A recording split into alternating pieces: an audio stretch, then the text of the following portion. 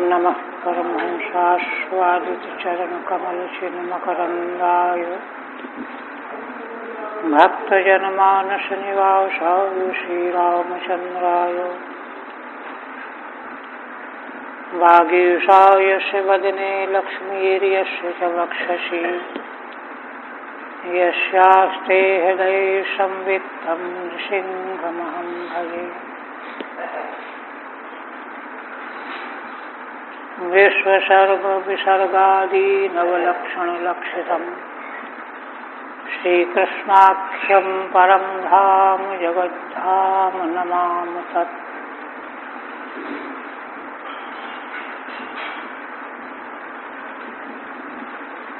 आदरणीय संत वृंद, भक्त बंधु, श्रोतृ, श्रीमद् भागवत के अष्टम स्कंध में पंचम अध्याय से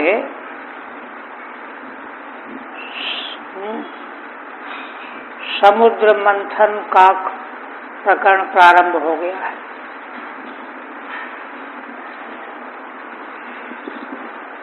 और इस प्रकार से इस प्रकरण के तृतीय अध्याय सप्तम अध्याय में जब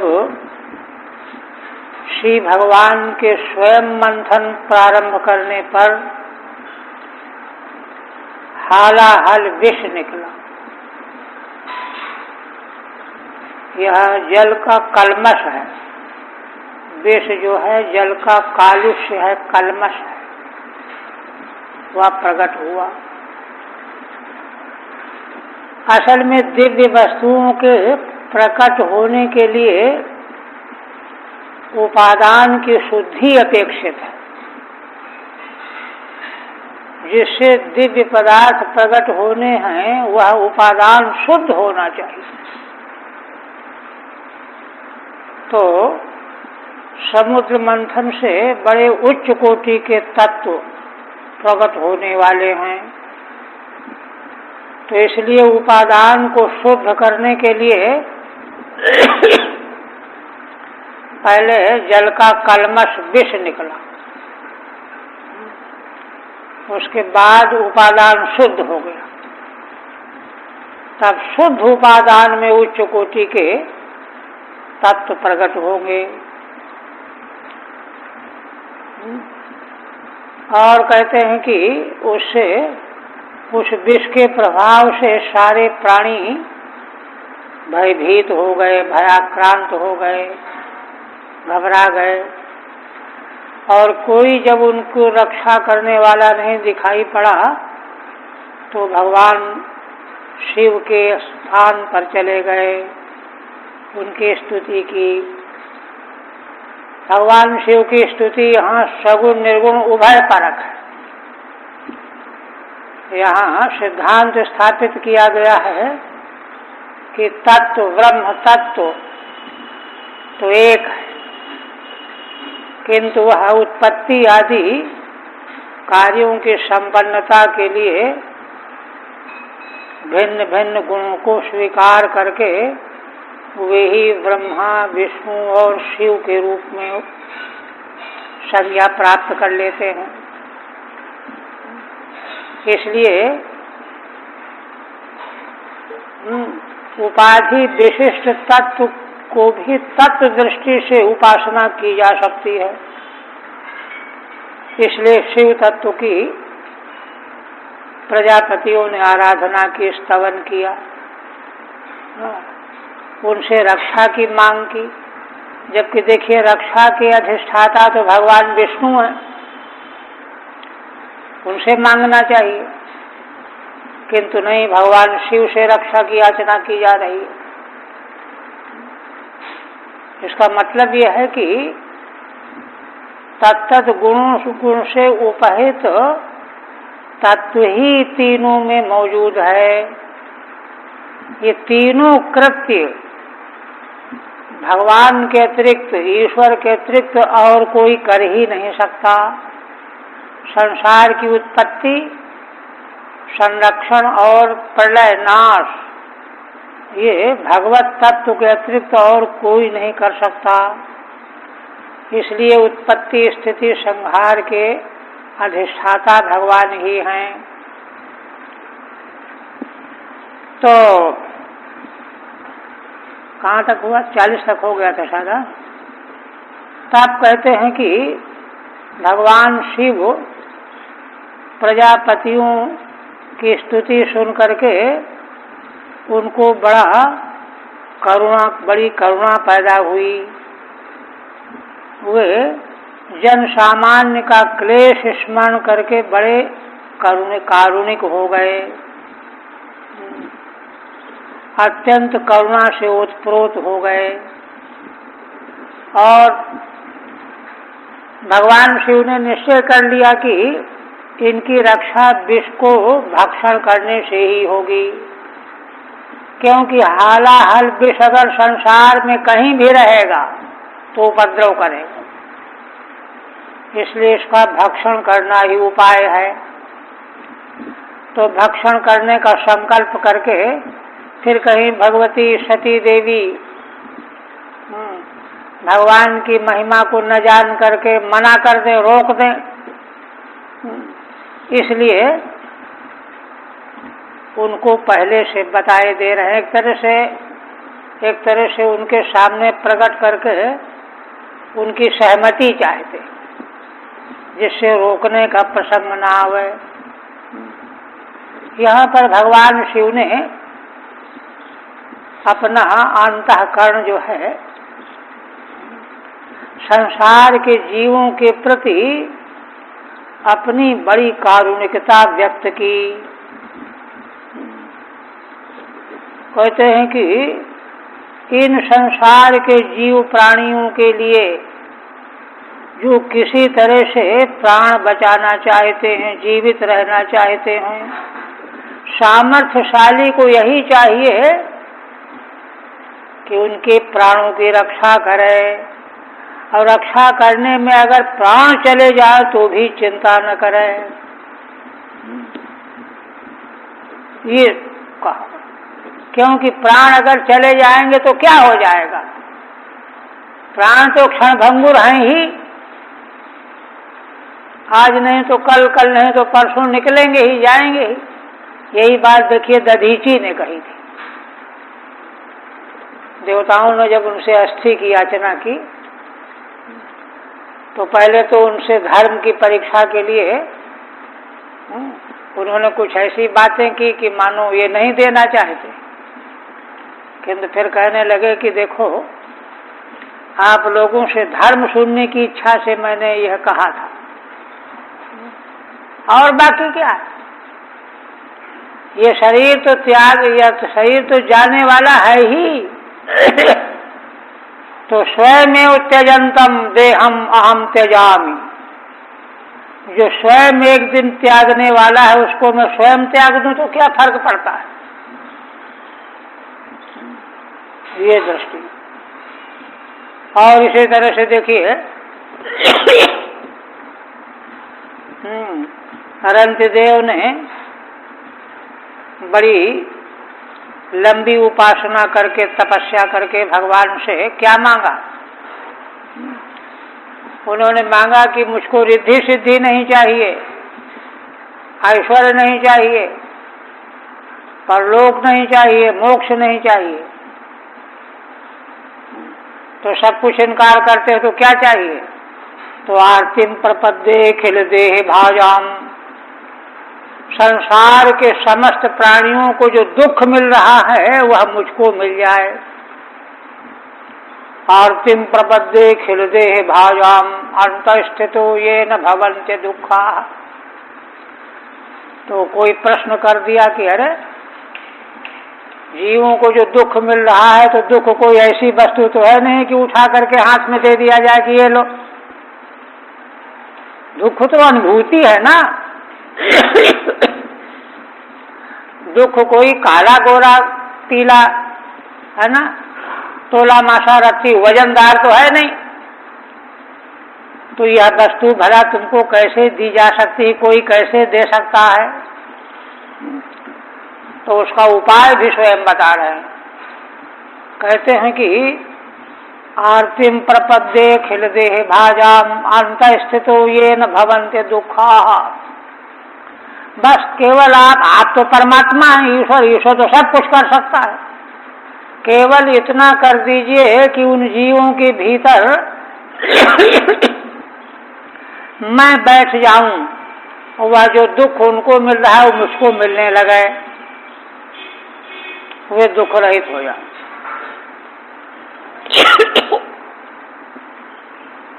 देखिए, उपासना के ऐसे तथ्य, ऐसे तत्व संसार में कहीं नहीं मिलेंगे। एक उपासक की मांग ये है, अभिलाषा यही, इच्छा ये है, और उनकी बड़ी महिमा है, नवम स्कंध में आगे आएगा। इसी तरह से भक्ति के द्वारा भजनीय उपास्य भगवान के हम पास पहुंचते हैं। उपासना का क्या अर्थ है? बृहदारण्यक उपनिषद के प्रथम अध्याय के द्वितीय ब्राह्मण में प्राणोपासना का जहाँ प्रसंग है, वहाँ भगवान शंकराचार्य जी ने अपने भाष्य में उपासना की परिभाषा बताई। उपासनम नाम, उपासना इसको कहते हैं कि अपने ध्येय इष्ट भगवान विषय की ही प्रत्यय बना रहे, उसके बीच में दूसरा कोई प्रत्यय न आवे, प्रत्यानंतरित।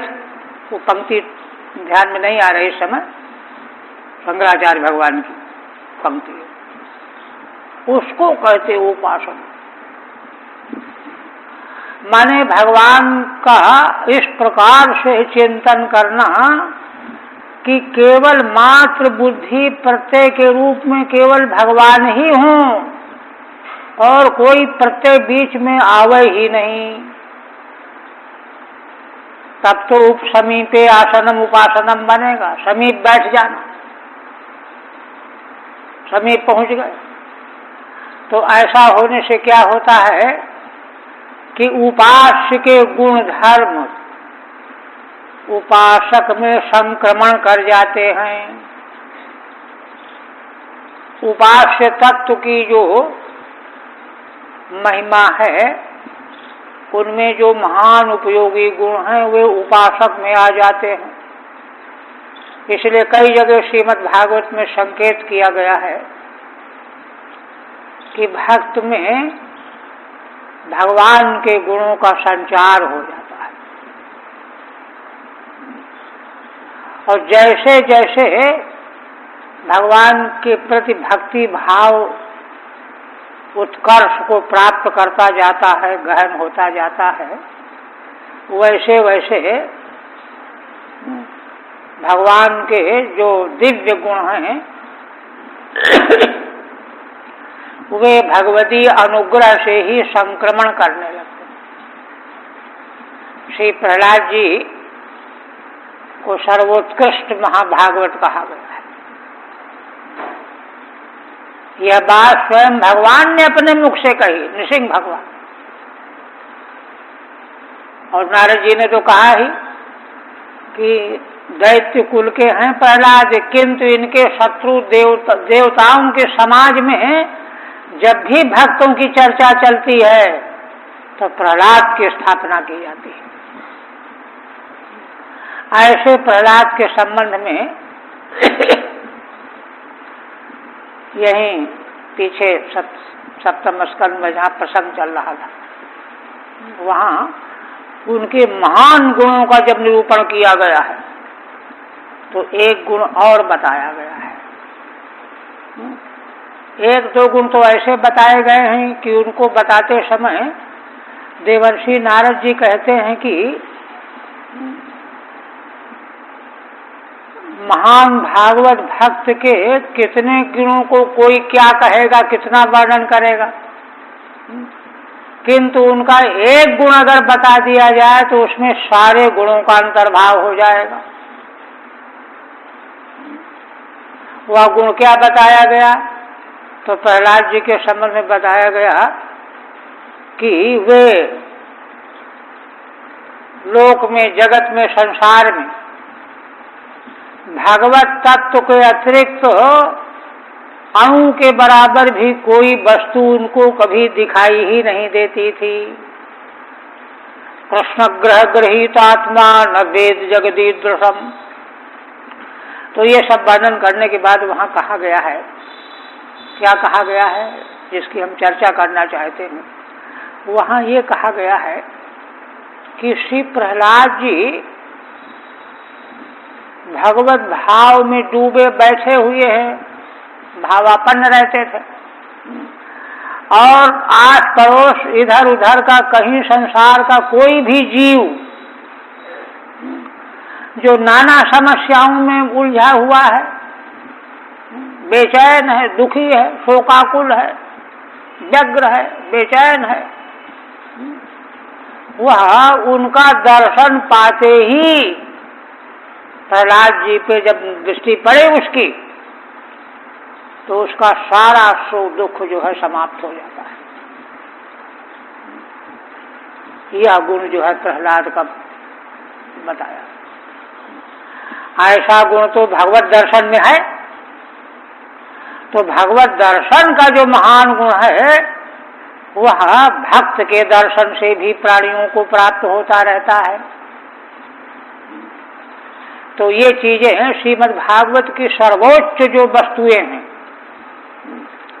और उनको प्राप्त कर, असल में यहाँ सारा जो आचार और साधन और क्रम है ना, योग साधना, ये सारा उपदेश है ही वहीं पहुंचाने के लिए, पहुंचने के लिए।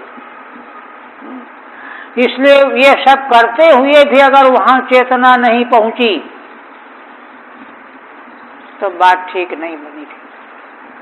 तो देखिए यहाँ भगवान शिव के बारे में क्या कह रहे हैं श्रीमद् भागवत का अंतिम। अब उसकी मैंने कहा क्या क्या चर्चा की इस रूप में की गई है, बहुत लंबा समय लग जाएगा, कई घंटे लगेंगे। किंतु एक जगह दृष्टि जब जम जाएगी तो सब जगह दृष्टि उसको पकड़ने लगेगी। भगवान ऋषभदेव जी ने जहाँ अपने पुत्रों को उपदेश किया है पंचम स्कंध में, तो अंतिम में उपसंहार में क्या कहा है? पुत्रों को उपदेश कर रहे कि देखो, है ना, वे भगवान प्रसन्न होकर के कब प्राप्त होते हैं? कहते हैं जीव मात्र के प्रति दया भावना प्राप्त हो जाने पर प्राप्त होते हैं। और यह जीव मात्र के प्रति दया भावना असद अलभ्यया, विशेषण उसका, असद पुरुषों को प्राणियों के प्रति दया भाव कभी प्राप्त हो नहीं सकता। असद पुरुषों के द्वारा जो अलभ्य है, ऐसी जीव मात्र के प्रति दया भावना के बिना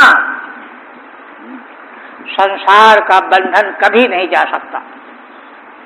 ऐसा दो टूक वक्तव्य है वहां पर। ऐसे कापिलोपाख्यान में कपिल भगवान ने जहां माता देवहूति को उपदेश किया है, वहां कहा है संसार के प्राणी मात्र जीव मात्र को अर्हे दान मानाभ्याम, उनको जो जरूरत है वो वस्तु दो, जरूरत नहीं है तो भी उनका सम्मान करो। अर्चयित दान मानाभ्याम, इस प्रकार से अर्चा करनी चाहिए, ये सिद्धांत स्थापित किया। और वहां स्पष्ट कह दिया कि कोई व्यक्ति बड़े समारोह से ऐश्वर्य संपन्न होकर के बड़ी विशाल सामग्री एकत्र करके मेरी पूजा कर रहा हो, मैं संतुष्ट नहीं होता हूं। और जो मनुष्य संसार के जीव मात्र के प्रति प्रेम में आकुल बना रहता है, वह अगर मुझको जल चढ़ा देता है, एक पत्ती चढ़ा देता है, एक फूल चढ़ा देता है, तो मैं संतुष्ट हो जाता हूँ। सारी वस्तुओं का जो है एकत्रीकरण करके देखेंगे कि क्या श्रीमद् भागवत में हमको प्रसाद के रूप में दिया गया है। साफ भगवान कहते हैं कि जो बड़े समारोह से मेरी आराधना, सेवा, पूजा, चंदन, फूल, माला चढ़ा रहा है, हमारे महाराज कहा करते थे वाराणसी में, तो उसकी हालत यह है कि मानो भगवान के गले में तो फूलों की माला चढ़ा रहा है और उनके नेत्रों में सुई चुभ हो रहा, दूसरे जीवों से द्वेष लिए बैठा है, चिढ़ा बैठा है, भगवान का पुजारी बना हुआ, ये कहते थे वो। तो इसलिए आठ से लेकर के और अंतिम चरम बिंदु तक इस प्रकार का जीवन प्राप्त हो जाए, यही इसका परम फल है। तो भगवान शिव जो हैं इस प्रकार से भगवती सती देवी, उमा देवी को कह रहे हैं, पुंसः कृपयतो भद्रे सर्वात्मा प्रियते हरि। भगवान शिव कहते हैं कि भद्रे भगवती उमा देवी के लिए या सती देवी के लिए संबोधन है। जो पुरुष इस तरह से संसार के जीव मात्र के प्रति कृपा करता है, तो ऐसा करने से सर्वात्मा भगवान प्रसन्न हो जाते हैं। सर्वात्मा हरि प्रियते। और जब भगवान प्रसन्न हो जाएंगे तब क्या होगा? तो कहते हैं कि मैं और सारा चराचर जगत, प्रिय हम सचराचर, चराचर सारा जगत प्रसन्न हो जाता है। चतुर्थ स्कंद में एक संकेत किया गया है। ध्रुव जी जब तपस्या संपन्न करके भगवान का दर्शन प्राप्त करके उनसे वरदान प्राप्त करके लौट आए और महाराज को समाचार मिला, पहले तो उनको विश्वास ही नहीं हुआ कि यह दुर्लभ घटना कैसे घट सकती है, किंतु फिर नारद जी की बात याद आ गई। नारद जी ने कहा था कि राजन तुम चिंता न करो, तुम्हारा पुत्र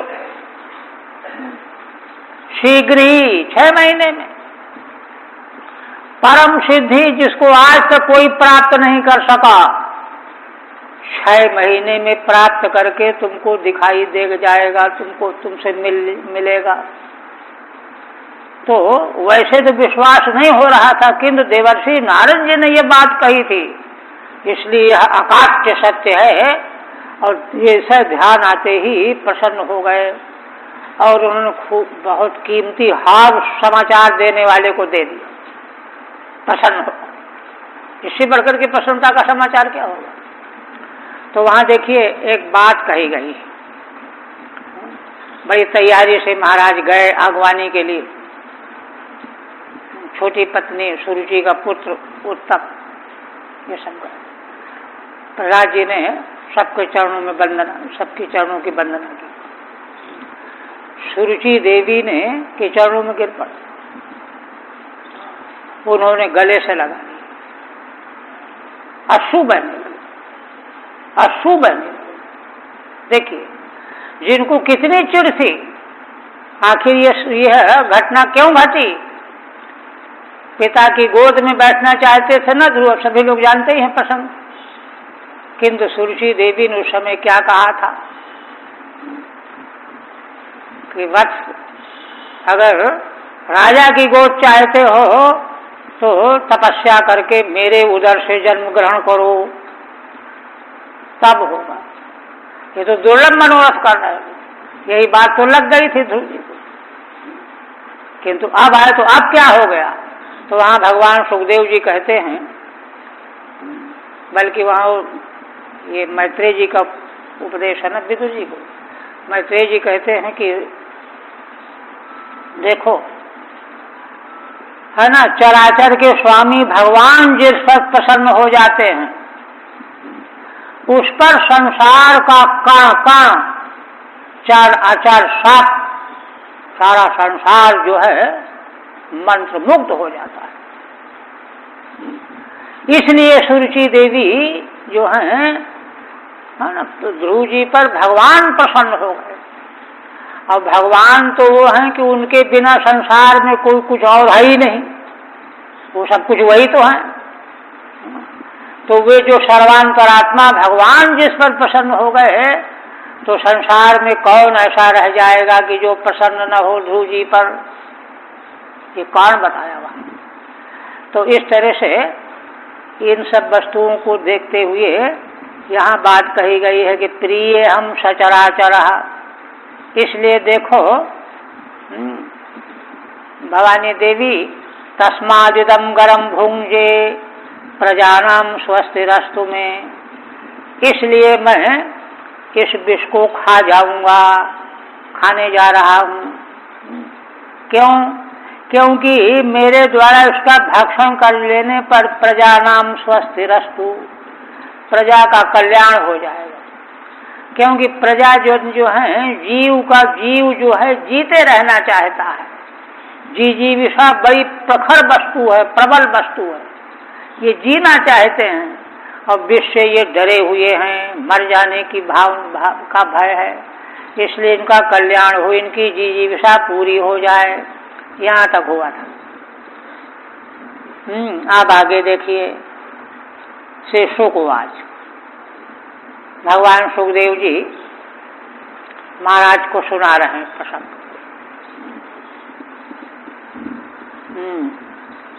अब इसकी और दार्शनिक समीक्षा में फिर समय बहुत लग जाएगा, नहीं तो देखिए इसका असल में धर्माचरण से संबंध है। इस तरह का जो सर्वोत्कृष्ट भाव है, भाव की स्थापना है, प्राप्ति है। आखिर देखिए भगवान शिव या भगवान विष्णु का आराधक कौन होता है? मलिन अंतःकरण वाला तो इनकी आराधना कर ही नहीं सकता। और जब मलिन अंतःकरण रहेगा, आराधना करे भी तो क्या पहचानेगा, क्या जानेगा। और भगवान कितना जीव से प्रेम करते हैं इसको भी वो क्या जानेगा। खुद जिसके जीवन में प्रेम है ही नहीं, वह भगवान के प्रेम को क्या पहचानेगा, क्या जानेगा। तो खुद जीवन में प्रेम हो, खुद जीवन में प्रेम कहाँ से आएगा? धर्माचरण से आएगा, है ना।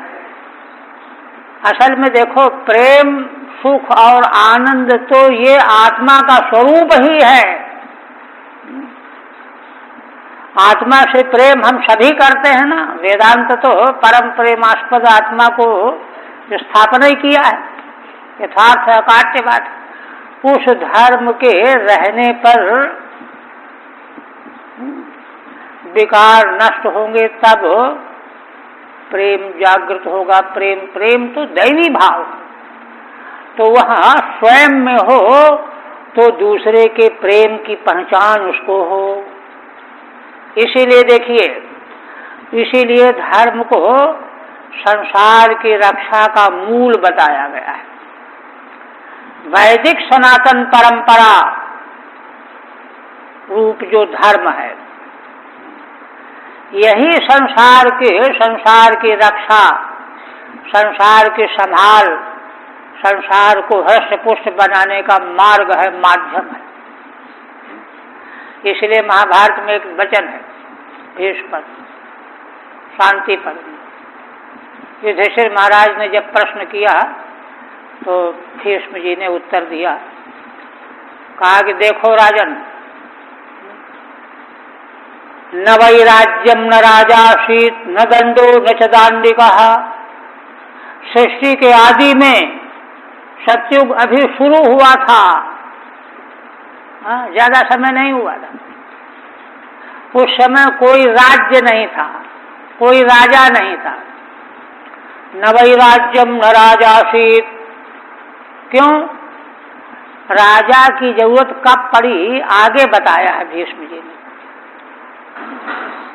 भीष्म जी ने, क्योंकि महाराज युधिष्ठिर का प्रश्न था, कहा कि महाराज भगवान पितामह आप मुझे यह बताइए कि राजा जो है कहाँ से आया, इसका धर्म क्यों इस प्रकार का इतना कठोर बनाया गया। असल में युधिष्ठिर के मस्तिष्क में बार बार ये बात बनी रहती थी कि देखो हमने अपने पितामह को अपने हाथों से मरवा दिया। ये गिलानी उनके भीतर से जा ही नहीं रही।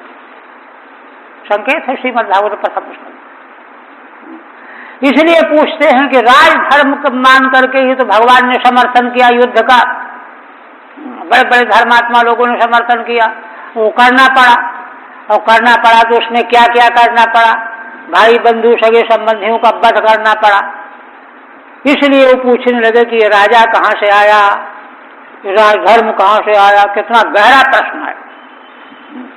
इन सारे प्रश्नों का निर्णय नहीं हो जाएगा तो तत्व ज्ञान कैसे होगा। तो उसी को बताने के लिए, समझाने के लिए आरंभ कर रहे हैं। कहते देखो वत्स युधिष्ठिर, पहले कोई राजा वाजा नहीं था। राजा की जरूरत कब पड़ी, तो कहते न वही राज्यम न राजासीत। क्यों? क्योंकि राजा की जरूरत दंड लागू करने के लिए होती है। दंड विधान कब होता है, जब दंडनीय व्यक्ति हो। ऐसे प्राणी हो संसार में जो दंड दिए बिना सुधर नहीं सकते हैं, लेकिन सतयुग के आदि में तो दंडनीय कोई था ही नहीं, इसलिए दंड विधान नहीं। दंड विधान को लागू करने वाले राजा की जरूरत नहीं, कहीं राज्य विभाजन नहीं। ये स्थिति बताई। कितने सर्वज्ञ ऋषि थे ये, उनसे इन बातों को समझना चाहिए। इतना आसान नहीं है नेतागिरी कर लेना। राजनीति और नेतागिरी का स्रोत हमारे महाराज ने राम राज्य की पुस्तक में लिखा है। तो कहते हैं अच्छा, तो फिर लोग जो हैं कैसे सुरक्षित रहते थे। धर्मेण एव प्रजा सर्वा रक्षन्ते परस्परम। राजन, सारी प्रजा धर्म के द्वारा ही एक दूसरे की रक्षा किया करती थी। जीव मात्र के भीतर धर्म सांगोपांग मौजूद था, इसलिए वे एक दूसरे की अपने आप रक्षा करते रहते थे। कोई किसी को हानि पहुंचाने की बात ही नहीं थी, है ना। जो है कि किवाड़ खुले हैं तो खुले हैं, चले गए जंगल नहीं दिल्ली चले गए, घर खुला पड़ा है। उनको कोई डर नहीं कि कोई चुरा लेगा, लूट लेगा। क्यों? आसपास के लोग देखे रहेंगे। मनुष्य तो कोई करेगा नहीं, पशु वगैरह से अपने आप किवाड़ों को ढक देंगे, पशु में कोई चला जाए, कुत्ता बिल्ली न पहुंच जाए। ये स्थिति थी। किंतु आगे चल करके धीरे धीरे, है ना, माने धर्म के द्वारा परस्पर इतना प्रेम रहता था। धर्मेण प्रजा सर्वा रक्षन्त परस्परम। वह धर्म जब गायब हो गया, उसकी सब वहाँ बड़ा विस्तृत प्रकरण है, फिर किसी समय पर उसकी चर्चा करेंगे।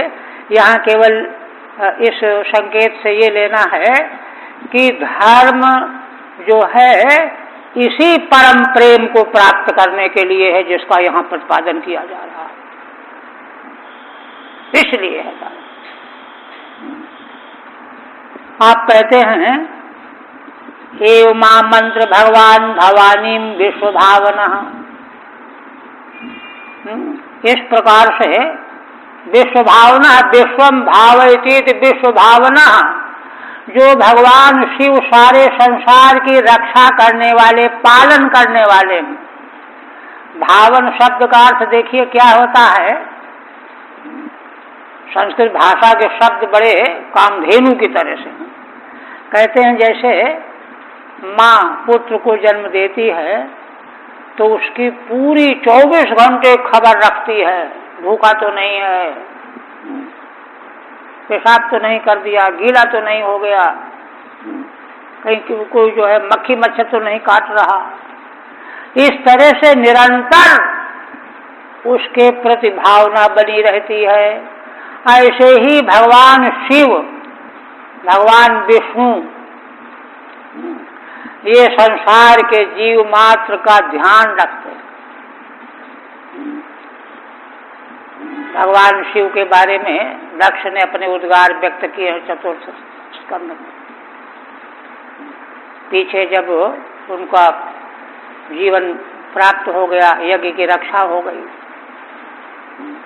तब दक्ष कहते हैं कि भगवान आप कितने कृपालु हैं, कितने दयालु हैं। आपने मुझे दंड इसलिए दिया था देखिए वहां बात क्या कही गई है। भगवान शिव ने वीरभद्र को आज्ञा दे करके यज्ञ का ध्वंस करवाया और उसी में जो है उनका सिर काट के हवन में डाल दिया। अब जब होश आया, दक्ष जीवित हो गए भगवान शिव के अनुग्रह से, तो उनको बात समझ में आई। क्या कहते हैं, अरे मैंने जो है आप जैसे महान पुरुष का इतना तिरस्कार अपमान किया, जिस अपमान तिरस्कार के फलस्वरूप मुझको हजारों नरकों में गुजरना पड़ता, किंतु आपने दया की, अनुग्रह किया, कृपा किया। क्या कृपा किया, क्या अनुग्रह किया? यह कृपा अनुग्रह किया कि उस अपराध के बदले में मुझको दंड दे दिया, थोड़ा सा मामूली सा दंड, जैसे 2 रुपए का जुर्माना कर दिया जाए, हो गया दंड, दंड कर दिया। अगर भगवान शिव दंड न देते तो दक्ष को हजारों नरकों में वास करना पड़ता, हजारों कल्पों तक। तो देखिए वहां ये कह रहे हैं कि मैंने तो आपका तिरस्कार और अपमान किया और फिर भी आपने इतना अनुग्रह कर दिया मेरे ऊपर। बड़ा पश्चाताप हो रहा। और वहीं पर उनको ध्यान आया कि मेरी बुजदिली से, मूर्खता से, है ना, मेरी प्यारी बेटी सती ने तो प्राण त्याग दिया।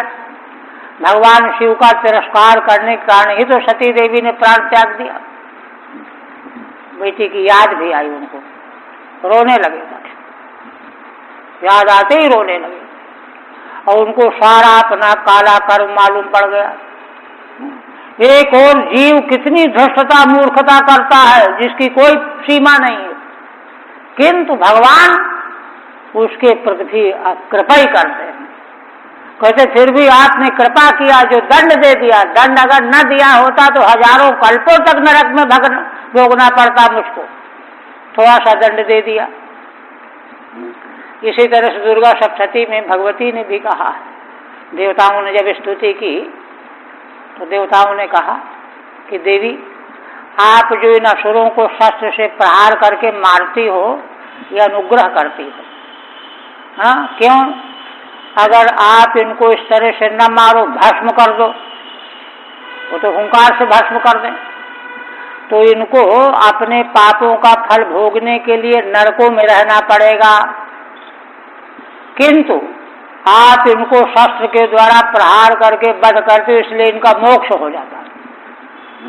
तो मोक्ष देने के लिए आप इनका वध करती हो शस्त्र के द्वारा, दुर्गा सप्तशती में। ये है देवत्व। तो वही कह रहे हैं यहाँ पर कि जो है विश्व भावना, माने सारे संसार को भगवान शिव जो है जैसे माँ बालक की रक्षा करती रहती है, सतर्क रहती है, कोई गड़बड़ी तो नहीं हो गई, ऐसे हैं भगवान शिव। उन्होंने भगवती, है ना, को बता दिया कि मैं ये करने जा रहा हूं, तुम रोकना नहीं बीच में कि हाथ पकड़ लो, ये क्या करते हो, पहले से बता दिया। और तद विषम जग धुमारे भे प्रभाव ज्ञान मोधतो, और वह विष हालाहल उसको भक्षण करने के लिए तैयारी करने लगे। तैयारी क्या करना, हाथ में लाके रख लेना और पी लेना, है ना। प्रभाव ज्ञान मोदत, किंतु भगवती सती देवी भगवान शिव के प्रभाव को जानती थी, इसलिए उन्होंने नानुकूल नहीं किया, अनुमोदन कर दिया। भगवान के प्रभाव को तो सती देवी कितना जानती थी, दक्ष के प्रसंग में आ चुका है, वहां कितना फटकारा है दक्ष को, तुम बड़े ज्ञानी बन गए, ब्रह्मादि नहीं जानते, उनसे ज्यादा ज्ञानी तुम हो, जो हो शिव जी को रोकते नहीं है, तुम्हारे जैसा कोई व्यक्ति होगा ऐसा, ये जानती थी। तो प्रभाव ज्ञान बोधत जगधुम अट्टुम, टीका नहीं ज्यादा। ततः कर्तली कृत्यो व्यापी हालाहलम विषम अभक्षयन महादेव कृपया भूत भावना। कहते हैं कि इसके बाद वह व्यापी जो हालाहल विष था, व्यापी माने व्याप्तिशील, वो तो हवा से फैलता रहता था, बेहोश करता था जीवों को, उसको एकत्र करके भगवान शिव ने अपने करतल में रख लिया, आचमन करने की तरह से हालाहल विष को। अभक्षयन महादेव कृपया भूत भावना, महादेव भगवान ने उसको भक्षण कर लिया, पी लिया, खा लिया। कहते क्यों कर लिया, इतना बड़ा खतरा मोल लिया? कहते कृपया, भगवान में जीवों के प्रति बहुत भारी कृपा है, उस कृपा के कारण भूत भावना, संसार के जीवों की रक्षा करने वाले हैं। जैसे विश्व भावना वैसे भूत भावना। कर्तलीकृत माने कर्तल परिमित मात्रम कृत्वा, करतल परिमित मात्र करके ऐसा आ जाए, हाथ में आ जाए, करतल में करके और भक्षण कर लिया। तस्यापि दर्शयामासो सुवीर्यम जल कलमशः यच्चकार गले नीलम तच्च साधुर विभूषणम। कहते हैं कि किंतु वह विष तो विष ही था, भगवान शिव को भी जो है उसने अपना प्रभाव दिखा दिया। स्ववीर्यम जल कलमशा, वह विष जल का कलमश था, पाप, वही विष था, और वह इसीलिए प्रकट हुआ था कि जिस समुद्र से दिव्य तत्व प्रकट होने हैं उस योनि को शुद्ध करने के लिए। जैसे बेन के, है ना, शरीर का ऋषियों ने मंथन किया था ना, तो मंथन करके पहले वो कौन पुरुष निकला, है ना, निषाद, है ना, वो पुरुष निकला, और उसके माध्यम से बेन के भीतर का सारा पाप निकल गया। इसके पुनः बाद मंथन करने पर भगवान प्रकट हुए, अर्ची देवी और प्रतु महाराज दाहिने बाएं भुजाओं से। उसी तरह से यहाँ पहले विष प्रकट हुआ, जल कलमश है, उसने भगवान शिव के में भी प्रभाव अपना दिखा दिया। यच्चकार गले नीलम तच्च साधुर विभूषणम, क्योंकि उसने भगवान शिव के गले में नीला वर्ण बना दिया, नीला कर दिया। गले नीलम में यहाँ पर व्यधिकरण बहुब्रीहि समास है, कंठे काला की तरह से। कहते हैं इससे कोई भगवान शिव की कोई अवहेलना नहीं होती। तच्च साधुर विभूषणम, साध पुरुष का तो यह विभूषण है कि भाई इनके गला नीला क्यों हो गया, विष पीने से हो गया। विष क्यों पी लिया? तो कहते जीवों को रक्षा करने के लिए पी लिया, तो विभूषण हुआ कि नहीं? अपने मतलब के लिए कोई व्यक्ति जो है करे वो तो अलग बात है, इसलिए यह साध पुरुष का विभूषण हो गया। तच्च साधुर विभूषणम। जल कलमशो जल दोषो विषम, जल कलमश माने जल का दोष रूप विष था वह। यस्मात् तम गले नीलम चकार, इसीलिए भगवान शिव ने जब उसका पान किया, भक्षण किया, तो उनके गले में नील कर दिया। प्रभाव दिखा दिया, किंतु कोई तर्क नहीं है। तच्च साधो विभूषणम साधो कृपालो।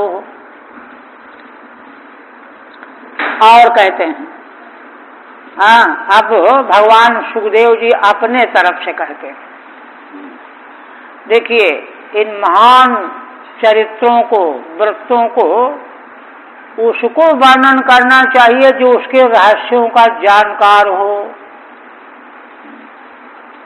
तो भगवान शिव अपनी ओर से, वो सुखदेव भगवान अपनी ओर से क्या कहते हैं? कहते हैं देखो, तप्यन्ते लोकतापेनो साधव प्रायशो जना परमाराधनम तद्धि पुरुषस्याखिलात्मना। कहते हैं देखो, साधु पुरुष संसार में ऐसे ही होते हैं। कैसे? प्रायशः ये साधवो जनाः ते लोकतापे न तप्यन्ते, संसार के दुख से दुखी बने रहते हैं। संसार में इतना दुख, इससे वे दुखी बने रहते हैं। ये देखिए साधु का लक्षण है, असाधारण लक्षण है। और आज जो है समाज की ओर दृष्टि डालो, क्या क्या हो रहा है, कितनों को दुख है, कितनी विचित्र परिस्थिति है। इसका मतलब क्या हुआ कि जू रेंग नहीं रहा, मंदता, अंधकार, अज्ञान, जड़ता जू नहीं रेंग रहा। क्या क्या हो रहा है? किंतु तप्यन्ते लोकतापेन साधव प्रायशो जना, है ना। तो कहते हैं कि साधु पुरुष जो हैं प्रायः संसार के जीवों को दुखी देख करके तड़पते रहते हैं, संतप्त होते रहते हैं। तो कहते हैं कि तब तो बेचारों को बड़ा दुख हो रहा होगा, दुख हो रहा होगा। तो साधु होना तो दुख मोल लेना हो गया, अर्थ आ गया कि नहीं। साधु हो करके अगर संसार के दुखी प्राणियों के प्रति वो संतप्त हो रहे हैं तो दुख मोल लेना हो गया। तो कहते नहीं, देखिए यहाँ रहस्य बता रहे हैं भगवान सुखदेव जी। कहते हैं, क्या कहते हैं? परमाराधनम तद्धि। अरे वह तो भगवान की परम आराधना कर रहे हैं वे। जैसे कोई व्यक्ति वानप्रस्थ में जाकर के नियमों का पालन करता है, पंचाग्नि तापता है, पंचाग्नि तापता है, तो कहोगे अरे ये साधन किया हो तो आफत खड़ी हो गई। तो तप है ना, तप जो है भगवान की आराधना रूप है। इसी तरह से संसार के दुखी दीनहीन प्राणियों के प्रति जो साधु पुरुष दुखी होकर के संतप्त हुआ करते हैं, ऐसा होने से भगवान की आराधना होती है। उनके उस दुख, संताप और कारुणिकता को देख करके भगवान जो हैं अनुग्रह करते हैं, कृपा करते हैं। और देखिए, जब ऐसे लोगों का अत्यंता भाव हो जाता है, दीन दुखी के प्रति एक भी कृपा करने वाला है ही नहीं, वह संसार अंत में नाश को प्राप्त होता है। तो साधु पुरुष जो संतप्त होते हैं, साधु पुरुष जो हैं उन्हीं को संताप होगा, दुख होगा, क्लेश होगा। पशु जैसा जीवन जी रहे उनको क्या होगा? तो यह तो भगवान की बड़ी आराधना है, परम आराधनम। परमाराधनम तद्धि। कहते हैं कैसे? पुरुषस्याखिलात्मना। देखो यहाँ जो है, यहाँ तत्व विज्ञान दिया है। कहते हैं भगवान का यह परम आराधन क्यों है? संसार के जीव मात्र के दुख को देख करके संतप्त होना, दुखी होना साधु पुरुष के लिए यह भगवान की परम आराधना क्यों है? क्योंकि असल में जीव मात्र है ना, संसार के जीव मात्र के भीतर आत्मा रूप से भगवान ही मौजूद हैं, विद्यमान हैं। तो ये थोड़े कोई चलेगा कि एक आत्मा का तुम जो है पोषण कर रहे हो, एक आत्मा का शोषण कर रहे हो। इसलिए अपनी आत्मा का तो पोषण कर रहे हो, हमको दुख न हो, हमको ये न हो, हमको वो न हो, और दूसरी आत्मा का जो है दुख देख करके तुमको कुछ फर्क ही नहीं पड़ रहा है। ये भगवान की आराधना कैसे? ये तो वही हो गई कि ऊपर से फूल माला चढ़ा रहा है और आंख में सुई चुभ हो रहा है। इसलिए जीव मात्र के प्रति जो है अखिलात्मना पुरुषस्य तद्धि परम आराधनम, अखिलात्मा भगवान की यह परम आराधना है।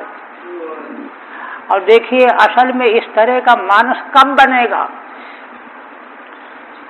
ये जो बात यहाँ कही जा रही है, इस तरह का मानस कहाँ से बनेगा, कहाँ से आएगा? जब सनातन धर्म परंपरा के, वैदिक सनातन धर्म की परंपरा के मान बिंदु सुरक्षित रखे जाएं, उनका व्रत सुरक्षित हो। हमारे ऋषि कैसे थे, क्या क्या किया उन्होंने। महाराज कहा करते थे कि देखो आज जिस वेद शास्त्र की हम चर्चा कर रहे हैं या सुन रहे हैं, ये कहाँ से आए? ये तो सतयुग में तो, त्रेता में तो, द्वापर में तो सतयुग हिरण्याक्ष कश्यप ने नाश किया वेद मार्ग का। त्रेता में रावण कुंभकर्ण उसके अनुयायी सेवकों ने, ऐसे द्वापर में कंस आदि को ने। हाँ, इसके बाद जो है कलयुग में जो है जिनको अपना हम शासक, जो कुछ भी है आज समझ लो, ये लगातार नाश कर रहे हैं। तो 3 युगों में तो देखिए पूरा नाश नहीं हुआ। क्यों? हमारे पूर्वज ऋषि सतर्क रहते थे। तो महाराज कहते थे कि देखो जब असुरों का खतरा था तो ऋषि लोग जो हैं पहाड़ों की गुफाओं में चले जाते थे, वहां अग्निहोत्र करते थे, वेद पारायण करते थे, नियम का पालन करते थे, गायत्री जप करते थे। और इस तरह से करते करते तब तक भगवान अनुग्रह करके अवतरित होकर के आ जाते थे, उनका नाश कर देते थे असुरों का, फिर रक्षा हो जाती थी, चल पड़ता था। और अब तो कोई रक्षा करना ही नहीं चाहता, रक्षा करने वाला है ही नहीं, अपने से जो है उपेक्षा करते चले जा रहे हैं। तो इसलिए मान बिंदु जब तक नहीं बचाए जाएंगे तब तक यह मानस हमारा तैयार नहीं होगा। बहुत सारी बातें इसी से जुड़ी हुई। पुरुषस्याखिलात्मना आराधना है यह, टीका नहीं। निशम्य कर्म तच्छंभोर्देव देवस्य मीरुषः प्रजा दाक्षायणी ब्रह्मा वैकुंठस्य शशंसिरे। भगवान सुखदेव जी फिर कहते हैं कि है ना, तत्कर्म शंभो देव देवस्य मीरुषः तत्कर्म निशम्य। शंभु भगवान शिव जो देव के देव हैं, महादेव हैं, मीरुषः माने सबको सब कुछ देने वाले हैं, उनके इस कर्म को देख करके विष पी लिया करतल में रख करके। क्या हुआ उसको देख करके? प्रजा दाक्षायणी ब्रह्मा, सारी प्रजा जो वहां मौजूद थी, प्रजापतियों ने तो स्तुति की थी, उन्होंने देखा अपनी आंखों से, सारी प्रजा, दाक्षायणी देवी, दक्ष कन्या सती देवी, ब्रह्मा जी और स्वयं भगवान विष्णु भी, वैकुंठस्थ भगवान विष्णु भी, है ना, शशंसिरे, ये सब भगवान शिव की प्रशंसा करने लगे। जय हो भगवान शिव की, जय हो, ऐसा करने लगे, फूलों की वर्षा करने लगे। टीकाकारों ने व्यक्त किया, यहाँ विवेचना की व्यक्त किया है कि असल में भगवान शिव, भगवान विष्णु तो जब हालाहल विष निकला था 1 मिनट में सही कर देते, खुश कर देते, उड़ा देते, कुछ भी कर देते, वो तो सर्वसमर्थ है। किंतु भगवान विष्णु ने भगवान शिव को महिमा प्रदान करने के लिए ऐसा नहीं किया। भगवान शिव को महिमा प्राप्त हो, उनकी गरिमा की वृद्धि हो। ऐसा थोड़ा कि आजकल के बड़े लोगों की तरह उनमें ईर्ष्या द्वेष और दाह हो। तो इस तरह से उन्होंने भी प्रशंसा की, जय हो भगवान शिव की जय हो, ऐसे सब बड़े प्रशंसा करने लगे। तस्कन्नम पिबत पाणिर यत् किंचित जगृहु स्म तत् वृश्चिका ही विषौषध्यो दंड शूकाश्च ये परे। कहते हैं वहीं एक घटना और घट गई। क्या? पाणेर पिबता यत् किंचित विषम प्रस्कन्नम, हाथ में रख करके भगवान शिव उसको भक्षण कर रहे थे, तो इधर उधर से कुछ बूंदें टपक पड़ी, गिर पड़ी। यत् किंचित थोड़ा बहुत, है ना। तो गिर पड़ने से क्या हुआ?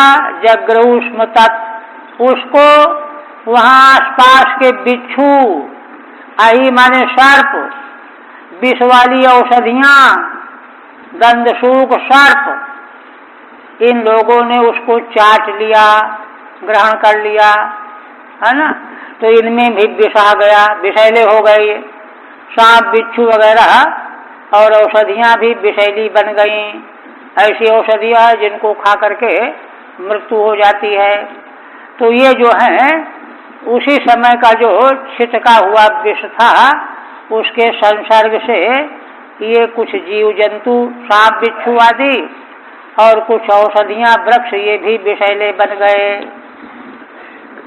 ठीक है। प्रस्कन्नम माने गलितम, छिटक गया, गिर पड़ा। अपरे ये सविशास्ते जगृहु, दूसरे जो विष वाले जीव आगे मालूम पड़ रहे हैं, उन्होंने भी ग्रहण कर लिया।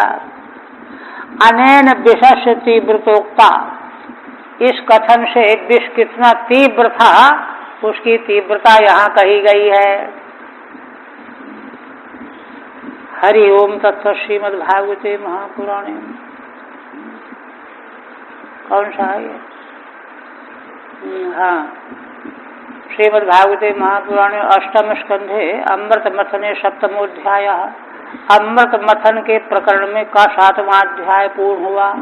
अब अष्टम, अष्टम में है ना, पहले श्रीधर स्वामी 8वें अध्याय में क्या विषय बताया गया जाएगा उसको बता रहे हैं। अष्टमे मत्स्यमाने ब्धौ लक्ष्म्या विष्णु व्रतेशुरैः। आगे अष्टम अध्याय में है ना, देवता असुर लगातार समुद्र का मंथन करते ही रहेंगे। मंथन करते करते अन्य पदार्थों के साथ में भगवती लक्ष्मी का प्राकट्य होगा, भगवती लक्ष्मी का प्राकट्य होगा। और वे लक्ष्मी भगवती भगवान विष्णु का वर्ण कर लेंगी। विष्णु व्रते, लक्ष्मी देवी प्रकट होकर के भगवान विष्णु का वर्ण करेंगी। देखिए, समुद्र मंथन की यह जो लीला भगवान की है, पहले उपक्रम में बताया गया है कि भगवान तो ब्रह्मा आदिकों की स्तुति सुन करके अपने से जो चाहते सो कर देते, किंतु उनकी इच्छा ये हुई कि हम विहार करें, देवताओं असुरों के साथ में समुद्र मंथन लीला के माध्यम से भगवान लीला विहार करने जा रहे हैं। करने के लिए योजना बनाई, संकल्प किया। और भगवान का लीला विहार में ही देखिए उत्कृष्टतम उच्चतम तत्व भगवती लक्ष्मी का प्राकट्य, अभी बहुत सारी वस्तुओं का वर्णन आगे आ रहा है। और अमृत कलश ये प्रकट होंगे, और ये ऐसी वस्तु, ऐसे तत्व हैं जो प्रकट हो करके इन्हीं के द्वारा विश्व ब्रह्मांड की रक्षा होगी और विश्व ब्रह्मांड के क्रियाकलापों का संचालन भी होगा। ये है। और कहते हैं धर्मांतरे रहते सौम्य मोहिनुद्भव ईर्यते। इसी अध्याय में धर्मांतरी जी जब विष का घट, अमृत का घट लेकर के प्रकट होंगे तो असुर लोग छीन लेंगे उनसे घट ही छीन लेंगे। असुरई ही धन्वंतरे है ना, सो में हरते, है ना। सो माने अमृत का हरण कर लेने पर देवता लोग बड़े निराश हो जाएंगे, उनका मन खिन्न हो जाएगा। तब भगवान ने जो है योषिन मोहिन्युद्भव ईर्यते, मोहिनी के रूप में भगवान स्वयं प्रकट हो जाएंगे।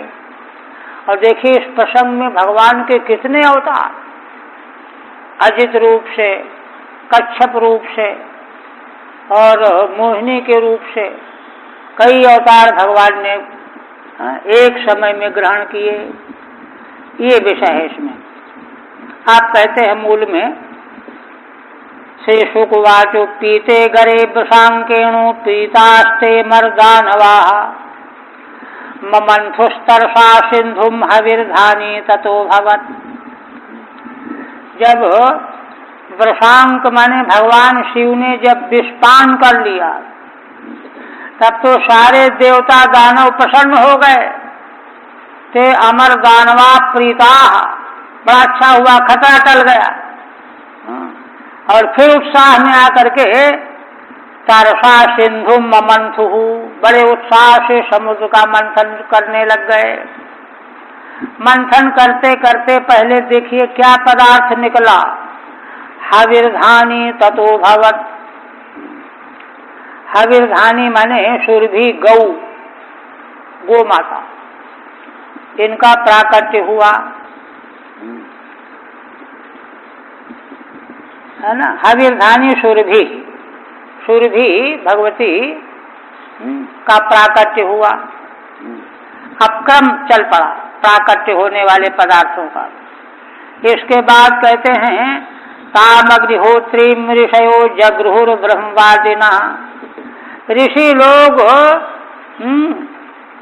सुरभि को प्रकट हुए देख करके बड़े प्रसन्न हो गए। ऋषि लोग बड़े प्रसन्न हो गए। क्यों? क्योंकि उनको बड़ी चिंता थी, अग्निहोत्र हम कैसे करेंगे, गोघृत, गोदुग्ध, गोमूत्र चाहिए ना, पंचगव्य की सामग्री कहाँ से आएगी। इसलिए ब्रह्मवादी वेदवादी ऋषियों ने, है ना, सबके सामने कह दिया कि भाई ये तो हमको दे दो आप लोग। छीना झपटी नहीं की, राजी खुशी से कि भाई हमको ये वस्तु मिलनी चाहिए। कहते क्यों? यज्ञस्य देवयानस्यो मेध्याय हविषेन रपो। देखिए माने जो रत्न प्रकट हो रहे हैं, समुद्र मंथन, समुद्र का भी शोधन हुआ कलमश के निकल जाने से। अब पहला तत्व तो सुरभि के रूप में जो धर्म का मूल है उसका प्राकट्य हुआ और ऋषियों ने उसको ग्रहण किया। वह क्या है? यज्ञस्य देवयानस्यो। देवयान मार्ग है ना, वैदिक मार्ग, दक्षिणायन और उत्तरायण, देवयान मार्ग, अर्चिरादि मार्ग। तो देवयान मार्ग का साधन क्या है? यज्ञ। यज्ञ करने वाले देवयान मार्ग से जाते हैं परलोक में, है ना। मेध्याय, तो ऐसे यज्ञ के लिए जो देवयान मार्ग का माध्यम है, साधन है, उसके लिए पवित्र वस्तु चाहिए। देखिए पवित्र वस्तु के बिना यज्ञ जो है अलौकिक क्रिया है, उसमें मलिन वस्तु के द्वारा यज्ञ संपन्न नहीं हो सकता। वहाँ मंत्र भी अलौकिक, क्रिया भी अलौकिक, पदार्थ भी अलौकिक, है ना। हविष्यान भी स्पेशल रूप से जो है ब्रह्मा के द्वारा प्रकट किए गए हैं। यज्ञ में जिस अन्न का जैसे तिल है, जौ है ना, ये दिव्य रूप से प्रकट हुए हैं यज्ञ के लिए, उनको प्रकट किया गया। इसी प्रकार से गौ का प्राकट्य यहाँ प्रकट हो रही हैं। मेध्याय हविषे नृपो, है ना, मेध्य माने पवित्र, हविष्य के लिए जो है गौ की बड़ी आवश्यकता है। पंचगव्य इसी से तो मिलेगा, इसलिए ऋषियों ने, वेदवादी ऋषियों ने उसको ले लिया। देवयान से ब्रह्मलोक मार्ग प्रापकस्य, देवयान मार्ग ब्रह्मलोक की ओर ले जाने वाला है। उसका साधन क्या है? यज्ञस्य संबंधिने हविषे, यज्ञ उसका साधन है। यज्ञ के लिए पवित्र पदार्थ चाहिए, हविष्यान्न चाहिए, वह गो माता के द्वारा मिलेगा। इसलिए वेदवादी ऋषियों ने सुरभि को ले लिया। इसके बाद फिर क्या हुआ? तथा उच्चैश्रवानाम हयोभूत चंद्र पांडुरः तस्मिन् बलिस्पृहां चक्रे नेन्द्र ईश्वर शिक्षया। इसके बाद कहते हैं कि उच्चैश्रवा नाम का अश्व प्रकट हुआ, जो कैसा है? कहते हैं चंद्र पांडुरः, चंद्रमा जिस प्रकार से शुक्ल पांडु वर्ण के हैं, चंद्रमा की रोशनी चांदनी, ऐसे वर्ण वाला वह उच्चैश्रवा घोड़ा प्रकट हुआ। उसको देख करके बलि के मन में लालच आ गया, या तो हमको मिलना चाहिए, है ना, इस प्रिया की उन्होंने। नेन्द्र ईश्वर शिक्षया, इंद्र भी इच्छा कर सकते थे, लेकिन इंद्र ने इच्छा नहीं की। क्यों नहीं की? भगवान ने पहले से शिक्षा दे दिया था कि देखो, लोभ न करना, काम न करना, कामना मत करना, लोभ न करना, तो यह उनको याद था। इसलिए इंद्र ने कोई इच्छा नहीं की। बलि ने इच्छा की, अच्छा चलो ये चाहते ले जाओ, ले जाओ। ईश्वर शिक्षया, ईश्वर शिक्षया प्रागेव कर्तया, भगवान के द्वारा पहले उनको शिक्षा दी गई थी। अच्छा, तत् ऐरावतो नाम वार्णेन्द्रो विनिर्गतः, इसके बाद ऐरावत नाम का गजराज प्रकट हुआ। दंतैश्चतुर्भी श्वेताद्रे हरन भगवतो महिम, ऐरावत हाथी के 4 दांत हैं, है ना। ऐरावत का सारा शरीर शुक्ल वर्ण का, है ना, बर्फ के समान शुक्ल, और 4 दांत हैं। कहते हैं उसकी ऐसी शोभा हुई जैसे हिमालय पर्वत के शिखर, चोटियां हैं ना, कंचनजंगा और कौन कौन चोटियां हैं, उसी तरह से शुक्ल वर्ण का ऐरावत हाथी पहाड़ के समान विशालकाय, और उसकी 4 सींग हैं, तो उसका विग्रह तो हिमालय की तरह मोटा, और उसके सींग जो थे शिखर की तरह, हिमालय के शिखर जैसे ऐसे थे। तो वही कहते हैं श्वेताद्रि हरन भगवतो महिम, भगवान शिव का जो श्वेताद्रि माने हिमालय, उसकी महिम माने उसकी शोभा का हरण कर रहा था। 4 सींग और अपने डील डौल के द्वारा भगवान शिव का जो कैलाश धाम है हिमालय पर्वत में, उसकी शोभा का हरण करने वाला ऐरावत प्रकट हुआ। तो कहते हैं कि भगवतो यह श्वेताद्रि कैलाशस्तस्य महिम महिमानम, भगवान शिव का जो श्वेताद्रि कैलाश पर्वत है उसकी महिमा को हरण करने वाला था। दंतै शिखर कल्पैहि, उसके 4 दांत 4 शिखर की तरह से थे, है ना। हरश्चंद्रपत पांडुर इत्यनुसंगः, और चंद्रमा के समान पांडुर वर्ण का था। पांडुर तो उसको कहा है ना, उच्चैश्रवा को।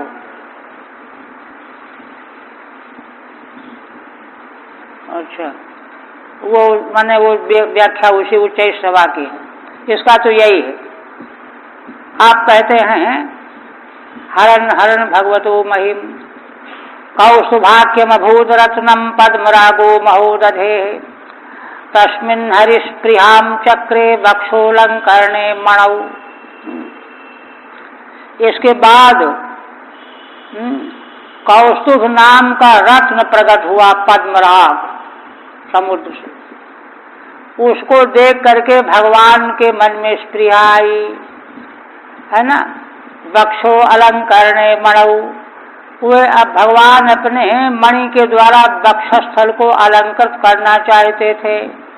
यहाँ कोई ये न सोचे कि भगवान को स्पृहा क्यों आ गई। दूसरे को तो शिक्षा दे रहे थे कि स्पृहा नहीं करनी चाहिए, स्वयं स्पृहा कर बैठे। ऐसा नहीं है। असल में इन सारे अलंकारों ने महाराज बताया करते थे, है ना, सारे अलंकारों ने कल्प कल्पांतर युग युगांतर तक तपस्या की। क्यों? कहते हैं कि हम लोग राजाओं के मुकुट बने, बड़े बड़े महान पुरुषों के कंकण बने, बाजूबंद बने, किंतु भगवान के अंग का हमको स्पर्श नहीं मिला।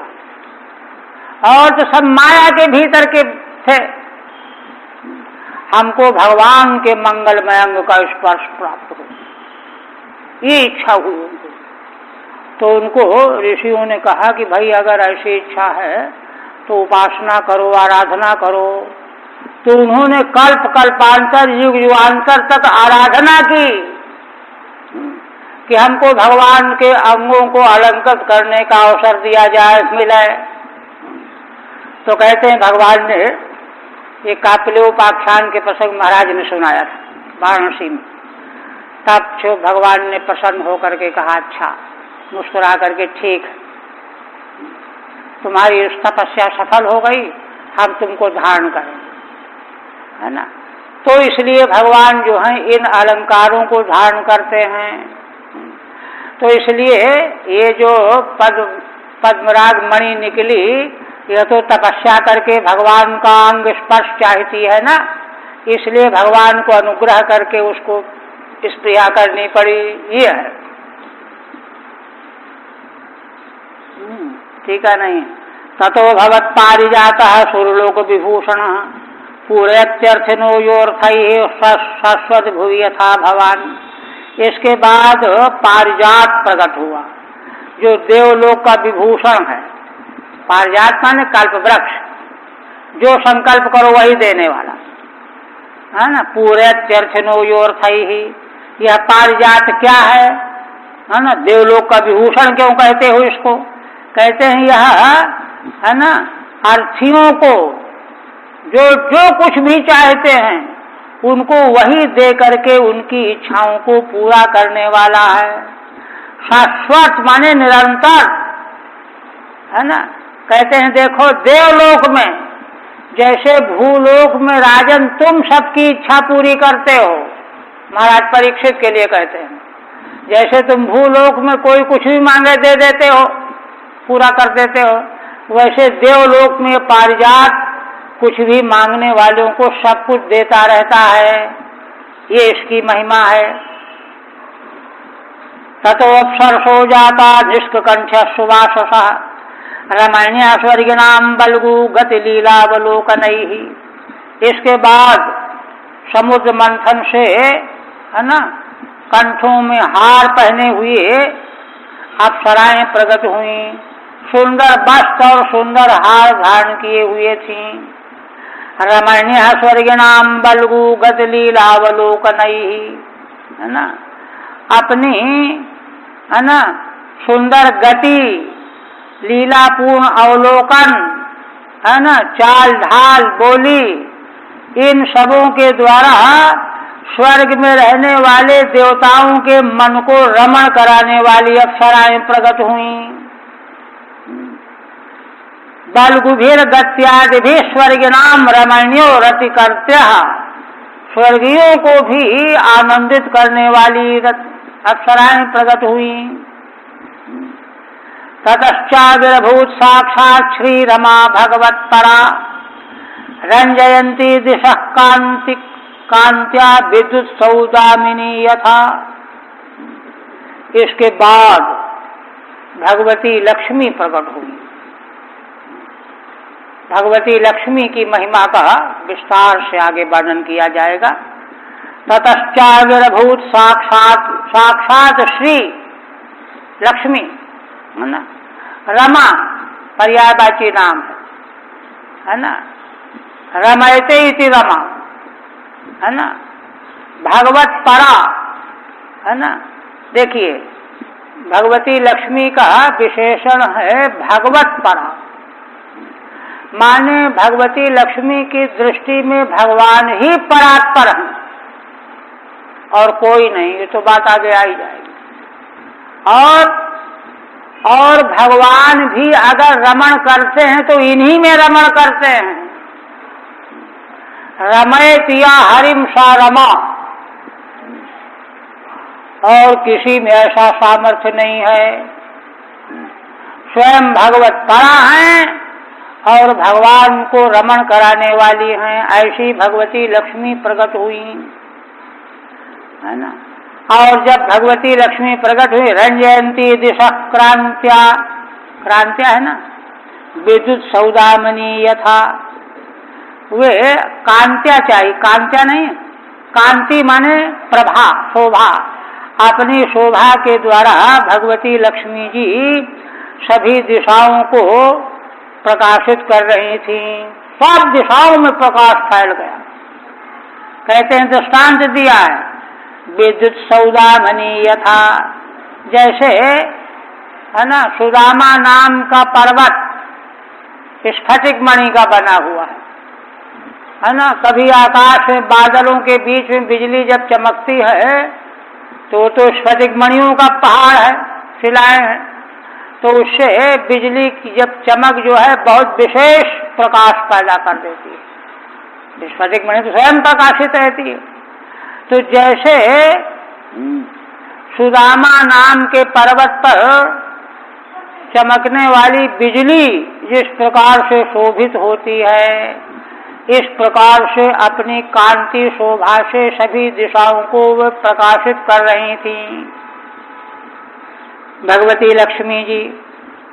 ठीक है। सुदामा पर्वतः तत्र एकस्याम दिश जाता सौदामनी, सुदामा पर्वत के किसी एक दिशा में बिजली चमक जाए। इस स्फटिकादिमय गिरि श्रृंगेशु, क्योंकि सुदामा नाम का पर्वत स्फटिकादि मणियों से युक्त शिखर है। अधिकम स्फुरंती, तो ऐसे स्फटिक मणि से युक्त पत्थर में तो ज्यादा बिजली चमकती है ना। विद्युदीव कांत्या दिशो रंजयंती, ऐसी बिजली के समान श्री लक्ष्मी जी अपनी शोभा से, कांति से, प्रभा से सभी दिशाओं को प्रकाशित कर रही थीं। रंजयंती श्री संपत साक्षात मूर्ति धारिणी, कहते हैं ये जो रंजन कर रही थी ये कौन है? श्री। श्री का अर्थ क्या होता है? संपत्ति, संपत है ना।